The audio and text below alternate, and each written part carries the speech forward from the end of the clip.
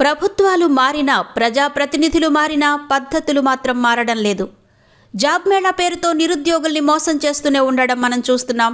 గత వైసీపీ ప్రభుత్వంలో ఎవరైతే జాబ్ మేళా పేరుతో చక్రం తిప్పారో ఇప్పుడు కూటమి ప్రభుత్వంలో కూడా వారే జాబ్ మేళా కథను నడిపిస్తున్నారు. తాజాగా ఈ నెల 5-6 తేదీల్లో గీతం యూనివర్సిటీలో జరిగిన జాబ్ మేళా కూడా నిరుద్యోగులకు ఏమాత్రం ఉపయోగపడలేదు. ఈ జాబ్ మేళా ద్వారా ఏకంగా 10,000 మందికి ఉద్యోగాలు వచ్చేస్తున్నాయని విశాఖ ఎంపీ శ్రీభరత్ ఊదరగొట్టేశారు.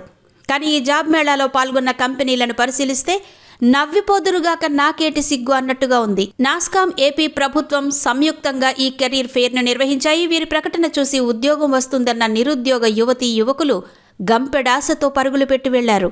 తీరా అక్కడికి వెళ్ళాక ఉద్యోగాలిచ్చే కంపెనీలు కాకుండా ట్రైనింగ్ ఇచ్చే ఇన్స్టిట్యూట్లు దర్శనమిచ్చాయి. ఉద్యోగాలు ఇవ్వడం కోసం 49 కంపెనీలు వచ్చేస్తున్నాయని ప్రచారం చేశారు. కానీ అన్నీ కలగలిపి 20 సంస్థలు కూడా ఈ కెరీర్ ఫెయిర్లో పాల్గొనలేదు. గత వైసీపీ ప్రభుత్వంలో కూడా ఇదే జరిగింది.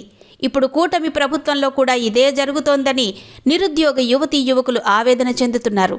ఇంకో తమాషా ఏంటంటే అప్పుడు వైసీపీ ప్రభుత్వంలో ఇటువంటి జాబ్ మేళాలను నిర్వహించిన సునీల్ ముసులూరే ఇప్పుడు కూటమి ప్రభుత్వంలో కూడా చెట్టాపట్టాలేసుకుని జాబ్ మేళాలు నిర్వహించడాన్ని చూసి తెలుగు తమ్ముళ్లే ముక్కున వేలేసుకుంటున్నారు. అప్పుడు జగన్మోహన్ రెడ్డితో ఫోటోలు దిగిన సునీల్ ఇప్పుడు నారా లోకేష్తో ఫోటోలు దిగి ప్రచారం చేసుకుంటున్నారు. పైగా సునీల్ సారథ్యంలో ఈ నెల 5-6 తేదీల్లో జరిగిన జాబ్ మేళాలో ఎన్ని మంచి కంపెనీలు వచ్చాయి, ఎంతమందికి ఉద్యోగాలు వచ్చాయి అన్నది ఎంపీ శ్రీభరత్ బహిరంగంగా వెల్లడించాల్సిన అవసరం ఉంది. లేదంటే ఇలాంటి ఉత్తుత్తి జాబ్ మేళాల వల్ల ఉత్తరాంధ్ర నిరుద్యోగ యువతీ యువకులు దగా పడడం తప్ప సరైన ఉద్యోగాలు దొరికే పరిస్థితి లేకుండా పోయే ప్రమాదం ఉంది.